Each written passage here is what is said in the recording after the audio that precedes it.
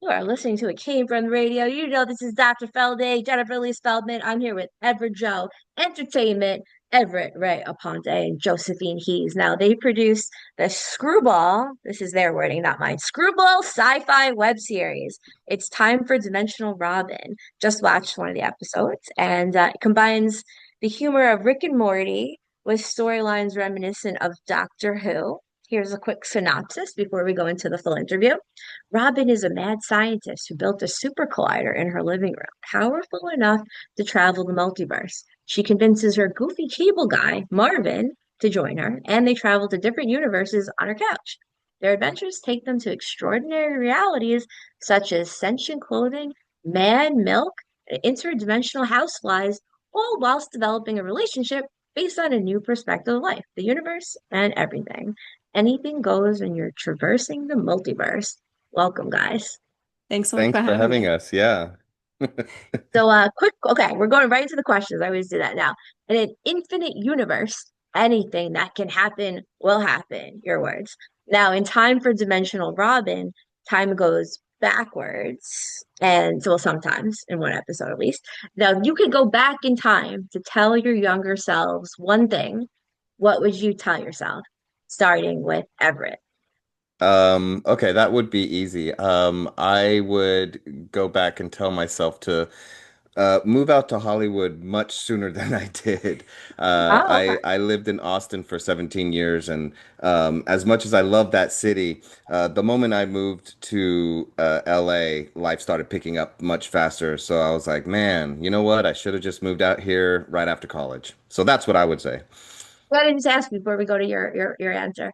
What, a lot of people now, because I did stand up for a bit, and a lot of comedians have, as you know, probably moved out of California and moving to Austin. And you're saying the opposite. So, what type of jobs do you feel like you got more of Well, since it's moving? yeah, I would say it's more has to do with the producing. So, if Mhm. you want to try to produce movies and you want to, it's the heart of the entertainment industry. It just Mhm. is. So, I know a lot of people who would like, moved out to Atlanta, moved to Louisiana. Now people are going to be moving to New Jersey. Their tax credits really good. Yeah. Um, so for like everything below the line, yeah, that works. But everything above the line, producing, writing, and even directing, I would say Hollywood is still the center. LA is still the center of the world. And it's the timing too. So just depends on, how things are going, how the industry is going. But I wish I would have moved out here right So after that's a college. topic I talk about several times a week. So I just had to ask you that. Okay, so Yeah. Josie, what would you tell your younger self? I think it would also probably to, just do it. I'm gonna borrow the slogan from Nike. You need to just create, you need to not be shy, you need to put things out there and you'll find people that'll connect with you and with your humor and your content and that's the community that you want to build. Yeah. But moving on. Now, the main character builds a Hadron Collider in her home. Most people probably don't know what a Hadron Collider is. I had my mom here, and my mom's kind of like my test for like normie people because she like goes to temple, she was a school teacher, she's kind of in the indoctrinated societies where I'm probably more on like the deviant edges of the world. So I said, "Do you know what it is?" She said, "What?" So we got to get this out of the way because it's a main part of the show. What the heck is a Hadron Collider? Nobody knows except Everett. Ah! Yeah, so a hadron collider is a machine that collides hadrons. What are hadrons? Hadrons Mhm. are basically protons. That's the best way to it's a subatomic particle. Mhm. And so, like an atom is made up of electrons, protons, and neutrons. So protons and neutrons, I believe, would what we would be calling hadrons, but we mostly collide protons. And so we have one in Geneva, which is in Switzerland, and it's a really, really big ring. And what they do Mhm. is they send these particles, subatomic particles, a whole bunch of them, close to the speed of light, like at 90% of the speed of light, and then they ram them into each other. And Mhm. what happens is it creates really high energy, and so we'll see things like it'll create particles that we don't normally see in normal day life. and the most famous one was the Higgs boson, which was found in 2012. Mhm. And that is the particle that creates matter. That is the field that causes protons, electrons, and neutrons to actually have mass. So it's a experimental device. And what's fun Yeah, about our show is when he says it's a really big ring, he means like kilometers big, miles and miles right. big. And so we shrunk it to teeny tiny fit in our living room. So that's a Yeah, little bit of the fiction in our science Yeah. there, is that we have this in the living room to create this massive amount of energy, which isn't right. possible yet, but we can dream. Technically, the amount of energy that I'm talking about that we are creating in our living room, you'd have to Yeah, have a super collider near the size of our galaxy. right. Okay, one So, more question on that. Now, do you fear that humans tinkering with these hadron colliders could cause problems in real life? so no, I'm not afraid No, of that. There was a scare about like, oh my God, they're creating black holes, and it's true. right, They are creating black holes. They can. But the thing is that they are subatomic black holes that okay. literally evaporate in less than a nanosecond. Like it's so small that it's completely safe. They wouldn't do any Yeah, experiments that would harm or be scary. It's just that there are some truths that we should know. And yeah, they are creating like they can create they can. They actually have no evidence that they created mini black holes, but they can at super high energies. But they evaporate like less than measured time. So hey, we're fine. Dr. Fauci, nothing to worry about. Everything's safe and effective. No big deal. All right, just kidding. All Exactly. right, one more question about this show before we move on to some other stuff. Now, the Got Milk episode 7, men's breast milk is a part of everyone's diet in this episode. Where'd you get this idea? Where did you get this idea? I don't really know where the idea exactly came from. It was just kind of one of those things where we thought, hey, I don't know if you've heard of like those, hey, top 10, things that, improvers do, what are the Uh, top 10 universes? And so we would just like spit out ideas. And what about a universe where men get milked? uh, And that just stuck. We just laughed and that was funny enough. And we were like, okay, let's go with it. Let's see what happens. yeah, when I was watching, it went through my head and it reminded me of some improv classes I took like a decade ago where I'm like, oh, it kind of feels like if you take improv exercises and then you're like, hey, let's write a film. I don't know. That was just where my Yeah. mind went. A lot of our episodes are sort of improv exercises. We have one episode where everything is just questions, which is the opposite of what improv should be. So that's a lot of fun. And the actors that we asked to help us on the show are all people that we've worked on projects with and that we've done Mhm. improv with. So we knew we could trust them with that. I could sense that. I was like, I wonder. Okay, so I'm glad you brought that up. All right, now you worked on the production team that shot Donald Sutherland's last movie before he passed, called Miranda's Victim. Now, aside from this sci-fi web series, what else do you really feel compelled to produce before you die in this lifetime? What's like one or two things you got to do? I mean, there's always so many ideas and like dreams I think that we have. We're always like, oh, what if we could make this movie or that? But right now, something that we've been talking about is we'd like to go to Germany to shoot a movie because I'm from Germany.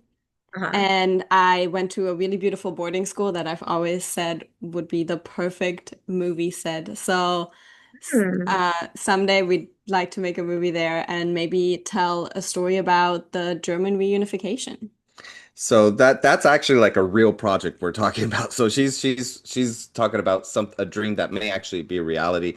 I mean, Great. and I hope the other dreams are reality. But I know like her biggest dream is to basically do a Disney animated movie. I know I that's her would biggest love dream. to do that. Real. And yeah, and mine is to do like a sci-fi action movie very similar to like The Matrix. I would like to do the Matrix Ooh. of the next Matrix movie. You know what I mean? Like I would love to do an action movie.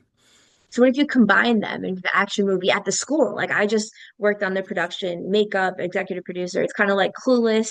There's a private prep school, like a boarding school type of feel, and there's zombies all together. So, That's kind of cool. I don't I know. mean, It'll come hey, out that's eventually. that's as high concept as you can get. And then you can keep working together because you just combine the genres. But Oh, we'll always work together. I mean, there's I don't foresee anything separating us, you know. Actually, that's my next question. So, no, not about a separation. I want to speak that into the universe. You guys seem really great together. I always have a good feel. I've actually called relationships like 10 years before they've happened for some people. Oh, wow, So cool. I get a good feel. Whatever. There's your little psychic mini Yeah, reading. So thank now you. you're Thank a you. husband and wife team. For listeners who don't know this, they're husband and wife, and they're now working with someone you love. To me, it's just the best because especially when you know that that person is looking out for you and they're looking out for the team. And maybe most importantly, they're looking out for themselves, taking care of their own health, mental health, and they're trying to be a strong individual, independent creator so then they can add to that team and both strong components can make a team. So, what are some challenges that come with working with your spouse? Start with Josephine. well, Challenges the or challenge benefits? Or is benefits. always to have to go along with his crazy ideas Oh, because really?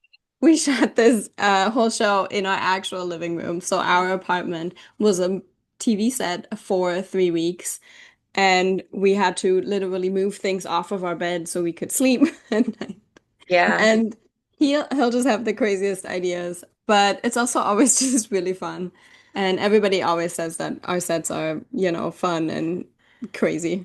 Crazy. Crazy is Just the crazy. big word. Because I mean, I'll say our the biggest challenge for in my opinion is not scaring our cast and crew because we'll get into heated arguments, but it's natural. It's stuff that Right. we're used to, and it's almost Right. like we're bringing our personal life out into the public, but it's through the movie, like through the project. So we're just acting ourselves, and sometimes it can be a little scary. Yeah. Sometimes we'll Yeah. get in a couple of shouting matches and people will just sit there and go like, and it's totally normal. Right. It's just I've what been there many you know what I sets. mean? Don't worry. Oh yeah. We're hammering through this. So Everett, you're the one with the more of the crazy ideas because there's usually one person that is more the risk taker, and then there's one that kind of like needs to be pushed to take risks. Well, there's So that. I would say it's more along. I think we're both willing to go through the risks. Yes, I'm willing to like throw out some really crazy risks, but like the Germany thing is all her idea, and I love it. I think Mhm. it's more along the lines of I'm chaos and she's organized. Right. So she's got the German stereotype where Uh, she's organized. She makes sure every all the T's are crossed and the I's are dotted, and I'm just kind of frantic and just trying to I'm all over the place. But that we balance each other out that way. I mean, in lots of ways we couldn't be more opposite. But you know what? mhm. My favorite thing about us, we're huge Doctor Who fans. I mean, like that's part of the reason why we made this. And her wedding ring had time companion on it, and my wedding ring had Time Lord. Like that's how like how much we love this show. And we're rewatching the all the original stuff all right now. Like we're just going through the from William Hartnett from the 1963 on up. Because of how much we love it. And that's where this comes from. It's our passion for sci-fi and our passion for Doctor Who that this kind of came about. Yeah, I think that well, at least this is textbook. This is not my idea. This is like the Yeah. psychology of sexuality and relationships back from American universities. If you have the same values or similar values enough, the relationship can work. But the best teams, especially when it comes to production teams, you have different skill sets. Very Mhm. important. You don't want to marry yourself because then you're going to be missing all the skills you don't have. Yeah. So, Right. the only point to get married, if you see me married ever, it means I have all the skills that I don't, like construction, editing, Yep. sound, You got it. taxes. Otherwise, I'm not getting married. Anyway, all right. So enough about me. Last question for you at the very end of the interview. Just tell us anything you want to tell us. We got 2 minutes left. Anything on your mind. Anything you want the world to know. Or Um, promote your Please social, support the whatever. sciences. Like if I can't like if there's one thing that I love sci-fi, but Mhm. I feel like the world is kind of disengaging from scientific thinking and education and whatnot. And if I were to say anything that I could pass on. It's the most important resource, in my opinion, for humanity is education. Like, handing down knowledge from previous people who worked so hard to figure out that knowledge. And the best method is the scientific method. So far, it's never failed us. It's the quantum physics has the best track record as far as proving things. I mean, it's science and education. Please support that as best you can. And the other aspect of our show is comedy, so always support comedy. We support Always, comedy. entertain people, make people laugh. That's how you get through to people, and that's how you connect with community and the world. I love that. I love that. Yeah, I used to say, if you're not laughing, you're not living. Any day Right. I'm not laughing, I'm not living. And honestly, dancing. I don't dance enough. I Dancing think is if good. you dance a little bit in your day, the energy just seems to move better. Ideas seem to move better. So on that note, please tell listeners and viewers where to find you. Socials, website. Yeah, I mean, please check out our show. It's called Time for Dimensional Robin on YouTube, and we are Everjoe. Yep, Everett, Josie. So Everjoe YouTube, just go to if you type in Everjoe, you'll find us. It's not we have a Yeah. website that's literally it's everjoe.com. We actually have that domain. So Everjoe, if you can just Google that, you'll find us everywhere. We're on YouTube, TikTok, and Instagram. Yep. Yep, you type in Time for Dimensional Robin on YouTube, you'll find it too. And on that note, that's the end of the interview. And now back to more It Came from the Radio with Mark Torres.